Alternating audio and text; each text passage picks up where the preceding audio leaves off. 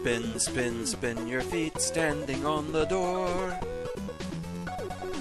Oh, hello, RoahmMythril here once again, getting back to Remixed 3, and it's time for the judge commentary on the last two stages we just went through, which I believe should be the final two main stages here in Tier 5. So, let's get started with 119th place.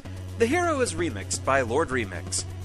So, yeah, as I said at the end of the last video, there were some errors in recording scores here toward the end of Tier 5. It's not enough to affect any of the stage's placements. Behind the scenes, from what I was told, it's a very minor thing. Just for some reason, one of Ace's scores is reported as being 1 point lower than it should have been.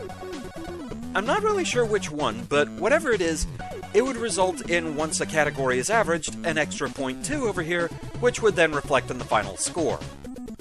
For this particular stage, we can eliminate difficulty because that had nothing to do with the final score. And he gave functionality a perfect score this time, so it can't be that. Whatever else it was, no idea. But what we can say is that this stage got a 45.6 total, with a 1.6 in difficulty, 13.4 in design, 8.8 in fun, 7 in creativity, 7.8 in aesthetics, and 8.4 in functionality, with an extra 0.2 somewhere in there. Mick. Submitting a Mega Man X level to a classic design contest. That's a bold move, but does it pay off? Well, on the good side, this feels like a good recreation of X's abilities. I haven't played that much X, but this feels like how I'd expect him to play. I also have to give credit for balancing two playable characters effectively. Not many designers can pull off a level where neither character has an extreme advantage. Unfortunately, that success is achieved through bare-bones level design. After the level introduces X's abilities, it doesn't really go anywhere. With the amount of dash jump over obstacle that the level throws at you, it ends up very repetitive. It tries to break things up with the turbo rotors, but that also gets repetitive fast. The drill machines in the boss are an exception, for better or for worse. Neon Tiger's a good exception, in that he's both fair and easily the most entertaining part of the level. The drill machines are a bit less so. It's not fun to run into an enemy, end up behind the drills, and then have to kill myself because I'm stuck. Oh dear. Either way, while the level's got some technical marvel, the experience is rather dull. If I wanted to play Mega Man X, I'd load up my copy of X Collection, not judge a Mega Man Classic contest. Shinryu. There's a pretty solid core mechanic here. Unfortunately, that's all this level really has going for it. The main draw of being able to play as X is pretty neat, and he actually controls fairly well. His dash jumping feels a bit off, but other than that, it's a relatively good conversion of his control style into the classic format. With that in mind, it really hurts that the actual level structure doesn't amount to much. The enemy placement and layouts are all pretty basic, and in some cases are repeated multiple times. The Garyobi and Turbo Rotor sections are the prime example of this. It feels more like a small showcase of the differences between X and Mega Man's playstyles, rather than a full-fledged level. Honestly, it would have been far better if you were forced to swap between the two throughout the level. Since X can't use weapons, the Switch could have offered some unique challenges to make things a whole lot more interesting. I will say though, the Neon Tiger fight at the end is actually pretty fun. It's a lot better than his fight in X3, that's for sure. The only thing I don't like about him is the attack where he teleports beneath you, since the sound cue for it is pretty quiet and gets easily drowned out by the music. Other than that, it's a relatively solid fight. I just wish the rest of the stage was up to par with it. Patchy. Mystery Ally, challengers from the future? It seems like the stage wants to give the player a choice of whether to play as X or Mega Man, but with so many instances of the stage where it's obviously made with X's mobility in mind, it feels like the decision was an afterthought. Or perhaps it's to pad out the playtime since the stage is on the shorter side. Either way, there's a definite imbalance between the two characters that the stage doesn't really provide the effort to compensate for. Outside of the extra character, while the custom stuff is neat and rather well coded, the stage itself isn't too remarkable otherwise. Lots of bland and repeated structures make the entry more like a proof of concept than a real level. There are also no checkpoints before the chase sequence. Needless to say, that could get a bit annoying for the player. Despite the rough parts about the stage itself, the boss is actually quite fine and both characters can take it on without much trouble. Though the patterns are simple, the fight is still pretty fun. Flashman 85. Technically, the contest rules allow for a level with a core gameplay of Mega Man Extreme. Whether that's in the spirit of the contest, even for a crossover level, is debatable. Still, the level made the cut, so I'ma judge it. So as a Mega Man Extreme level, how does it fare? Well, there's an emphasis on using the new and well-programmed dash and wall jump abilities, which is good. Most challenges are repetitious, e.g. the mono-rotor tower climb, which is bad. A few spots, particularly the bat shaft and the second drill chase, can turn disastrous if you don't get the timing exactly right. The token is hidden well, but the comic relief disrupts the atmosphere. Camera shifting feels impressively authentic. The soundtrack fits, and it alternates between soothing and grating. Graphics are decent, though some blank background areas are clearly visible when transitioning into the drill section.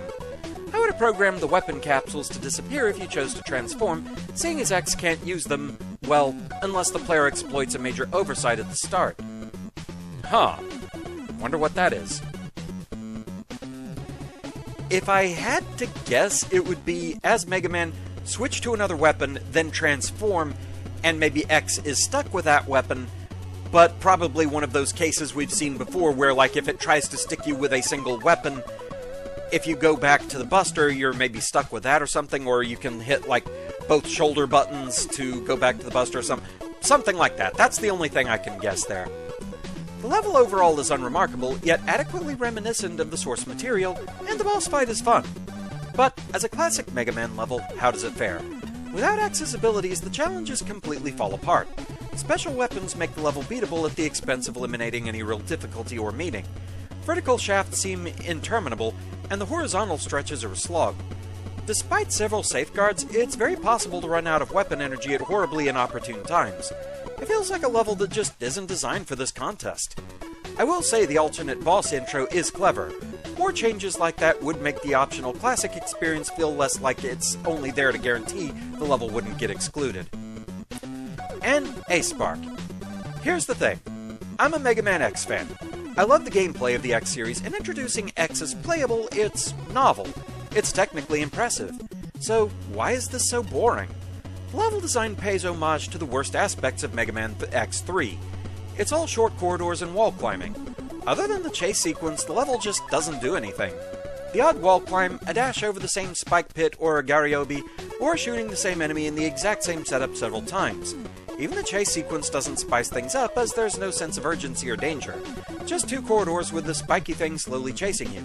And if you aren't playing as X, it's just, here, use some obviously telegraphed weapons. Which, given the repetitiveness whilst playing as X, means you're using weapons for the same task ad nauseum. I also wasn't a terribly big fan of the look to this stage. It's a mixed bag of tilesets. Your NPCs are using the default sprite, and the first tileset lazily has zero animation to it, despite the original Sparkman having some. The music was a nice set of remixes, though, I'll give you that. Aside from how impressive it is from a technical standpoint, another positive aspect to the stage is Hologram Neon Tiger. He's a pretty good boss, probably better than the original. He telegraphs his attacks well, has some actual variety to him, isn't too hard or easy, it's all good. That said, one good boss does not a good level make. You had a neat concept here, do something with it. This felt more like a tech demo than a stage. And I think it's kind of skirting the rules of this contest, you know, the one where we ask for a Mega Man level, not a Mega Man X level.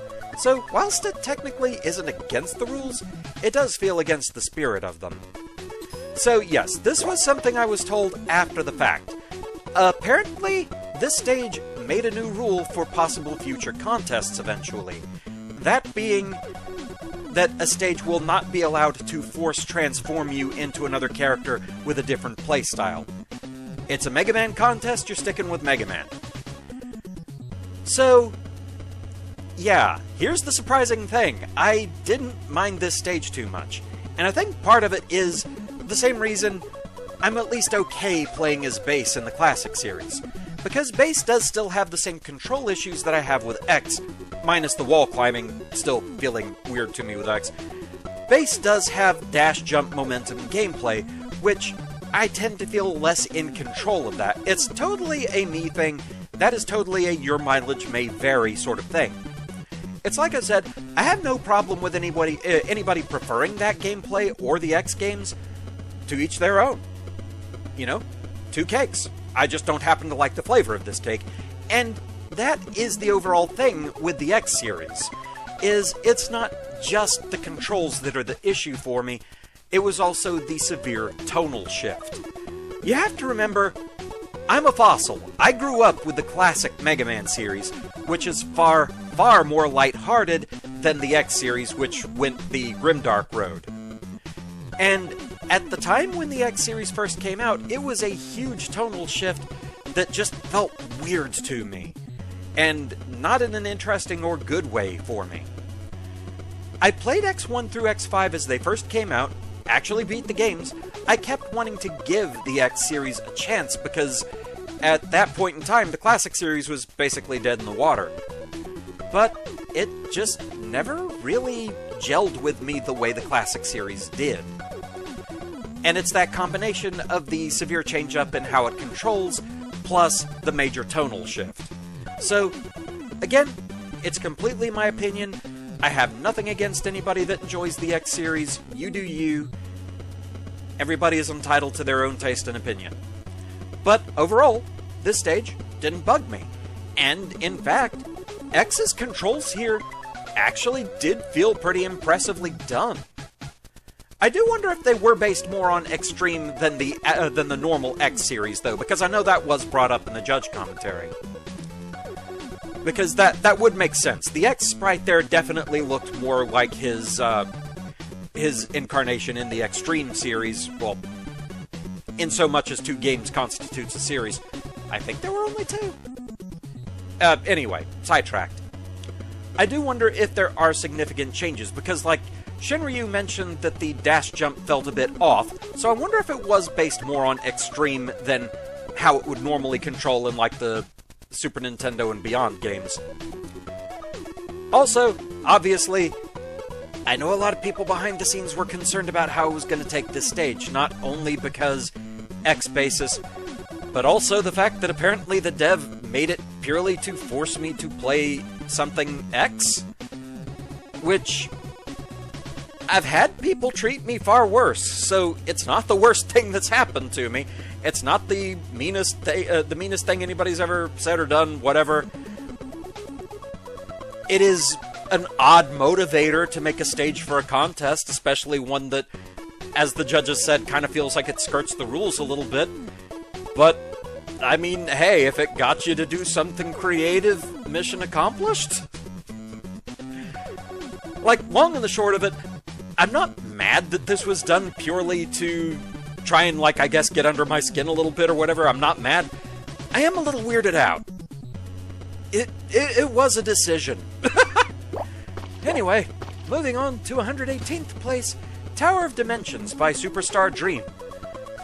Likewise, this one also got more points, so this one got a 45.8 total, with a 2.6 in difficulty, 15.8 in design, 10.4 in fun, 5.2 in creativity, 6.2 in aesthetics, and 8 in functionality, with an extra 0.2 in there somewhere. Mick. First of all, a message to future MagMemel contestants. Do not, under any circumstances, suggest to the judges that you think your level should be skippable, especially not when the level's just starting. It's understandable to not be very confident, especially when it's your first time, but all you're doing is giving the panel the expectation that your level is bad before they've even played it. That automatically gives the level a negative bias, and is an excellent way to shoot yourself in the foot. I guarantee you that this level lost points entirely because it started off... English, take 2. I guarantee you that this level lost points entirely because it started us off expecting it to suck. Heck, it could even be a self-fulfilling prophecy. Whatever the case may be, don't do it, period. As for the level itself, being long isn't a problem so long as the experience is still exciting. Unfortunately, Tower of Dimensions swings headlong into the boring side. The count bomb sections are pretty much full distance jump to the next bomb, with a few instances of blowing up shorter ones while waiting on a longer one. The gravity sections rely mostly on fake floors and full distance jumps, which happen to be some of the fairest fake floors I've seen in a while. Even combined, the challenges don't really change, and they make up the bulk of this behemoth. Combine that with boring aesthetics, I wish the torch is animated, and sparse enemy encounters, and the end result tends to drag. The boss fights and the hovers can be a bit more interesting, but Whopper and Tri-Castle are still boring, and the final hover section is too literal a difficulty spike. Either way, this place doesn't do enough for its length, and the whole experience is lackluster. It could be worse, for sure. The only reason a skip might be considered is the fact that the level specifically feared it would be. Still, it could also be a lot better. In a way, this played it entirely too safe. Don't be afraid to do weird stuff. Shinri. Before I get into the review proper, I'd like to address that text box at the start. You essentially flat out admitted that your level has a problem that might make it worthy of a skip teleporter. As far as initial impressions go, yeah, that one really didn't inspire a lot of hope at first. While I'll agree that this level's length is indeed an issue, I think it plays into an even bigger one here. This stage is just flat out boring. Yeah, it's kind of a shame since there's a few glimmers of decent design in here. There's proper introductions to most of the gimmicks, and some of the platforming challenges are alright, but after a while, they really start to blur together. I think this is mainly due to how certain parts are repeated, but with one or two changes tacked onto them, like reverse gravity, etc. It's not enough to make them stand out on their own, though. The only part that really stuck out in my mind was the repeated hover platform segment near the end, and that's only due to how frustrating it was. The only other noteworthy thing I can think to mention are the aesthetics, which I believe are also partially to blame for the level's bland nature. Pharaoh Man's brickwork isn't exactly the most exciting thing to stare at, especially for a 7+ minute stage. Giving each of the 4 segments their own look would have at least made them a bit more distinct. It wouldn't really salvage the level as a whole, but it at least would have made it a more memorable as far as visuals go. Patchy, Skyscraper of Amplitude. Might want to get some proofreading going on here. Dimensions, Muick. I forget if I noticed Muick. I did notice Dimensions, though. It is one of those where, yeah, you never know if English is someone's first language. I've certainly been messing up just reading all of the judge commentary. We already had a complete derailment in Take 2 in this one alone. But I will say, Patchy, I have noticed a number of typos in your own reviews here, so I am bad about it, but I will say glass houses. I don't know. I can't help but notice the occasional typo, poke fun at it. I don't mean any harm by it. It does just amuse me, though. Anyway. Message at the start makes me think that the level is going to be tediously long, but honestly, the level length seems completely reasonable. The stage has a proper graduation on its gimmick usage, each of them having a dedicated trial assigned to them as the player progresses through the level. I like the usage of the gravity changers and flippers combined toward the end, though. Though some of the challenges can feel repetitive, particularly all the one-tile jumps you have to make whenever the gravity is at 2 times, and shooting at the alarm clock enemies until they go off screen, which are very trivial. Though there is a soft lock situation with the upside-down gravity flipper and 2 times gravity changer with the spin cutters. If you go back after walking through those line toggles, you can get stuck should you run out of magnet beam at any point. Oopsies. Stage feels a bit dull aesthetic-wise, unchanging Pharaoh Man tiles throughout, along with the repetitive nature of the challenges doesn't exactly help with the case here. The fake blocks could use a little bit more differentiation, just being slightly more dark-looking, and the gravity background seems a bit misaligned from where the actual gravity-changing objects are located. Behind the comically large boss gate is predictably Gravity Man, with his infinite bargain sale supply of droplet droppers. I do appreciate little twists like that to change up the otherwise vanilla fight a bit, but the droppers don't pose enough threat on their own to really spice it up. Flashman 85. If your level begins with a sign telling the dev team where to put a skip teleporter, then you need to rethink your level. So, let's reimagine this as a level nobody would consider skipping. First, let's fix the distracting typo, Tower of Dimensions. It's a minor thing, but it speaks to overall polish. Second, we'll bring the level from 100 screens to a more manageable 30 or 40 by condensing challenges and removing extraneous assets. Press, spin cutter, invincible blocks, every Joe, etc. We'll plan a challenge progression around what's left, making sure nothing ever stagnates or gets easier. Gravity seems to be the main gimmick, so let's introduce that right away. Several bomb and fake block screens can be salvaged. The hover sections are great if we switch the order and introduce Pippies beforehand. The first token is delightfully sneaky. The one time I forgot to check left. Still mad at myself for that one. The others just need a little polish. Big Snaky and Rounder is clever, so let's keep that, and renovate so there's more room to maneuver. T-Common can stay if we strategically place some spikes and add an about to respawn animation for the bombs, which would apply globally to respawning objects, along with a respawn limit so the game doesn't break. Gravity Man is good. He just needs a wall to keep him from jumping off screen. Oh dear. Next, aesthetics. The music is a perfect fit. The graphics need some attention. 2 styles of fake block are fine if we do some tidying, but I say we stick with just one, preferably using color and texture to set it apart. I also recommend more background variety. Animated torches, anything evocative of towers or dimensions, different gravity flippers, see Saturn's level in Mega Man 5 for Game Boy, and a thorough check for tiling mistakes. Finally, we take the aforementioned sign, drop it down the invisible hole near Voltman, and then fill the hole with a collision object. Who needs a skip teleporter now? And Ace Spark. This level often makes me wonder just how much a good piece of music can lift otherwise rather shoddy aesthetics in a level. It, alongside the bare basics of graphical assets, somehow impacts the level with some degree of atmosphere and consistency. Weird, but a good lesson. Music is important. Anyway, there are honestly some really fun segments in this stage. At its core, it's pretty basic. I found some of the gravity manipulation and count bomb segments have a really nice flow to them. It's hard to note specifics here, but the level plays fine, and there are parts that click. Hover, Mega Man 4, gets used pretty well. It clicks. And as usual, I enjoy when tokens reward just paying attention. The second puzzle was clever. When the level tries to actually attempt a novel setup, it usually succeeds. And I appreciate the attempt at changing Gravity Man and some of the mid-bosses, but Gravity Man is still too close to the vanilla fight, and Whopper and Tri-Castle were also misses in this department. It's telling that one of the biggest issues of the level is immediately identified by an in-level sign. It really, really, really needed to end sooner, or just have shorter floors.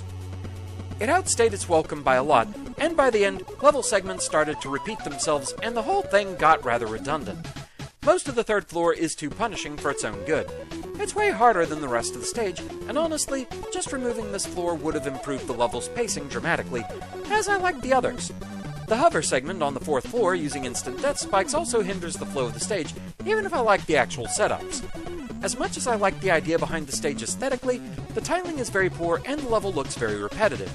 Heck, I think the different floors just needed different looks. I do wonder how this stage would have turned out if it was just shorter and had actual effort put into the aesthetics, even if it's just tiling things respectively and changing the terrain up every so often. There are parts I enjoy here and I see potential, but ultimately, the length, aesthetics, and lack of polish really make it fall short in just too many areas. And don't make a sign saying you think the stage is going to get a skip teleport. Come on, man, that's just setting yourself up to fail. So yeah, despite the warning that you might want to put a skip teleporter here, I didn't feel like the stage was bad enough to warrant it. It was long, yes, but completely playable, and there's been worse offenders that we've played through so far that far more overstayed their welcome. This stage, I firmly put in the it's alright category.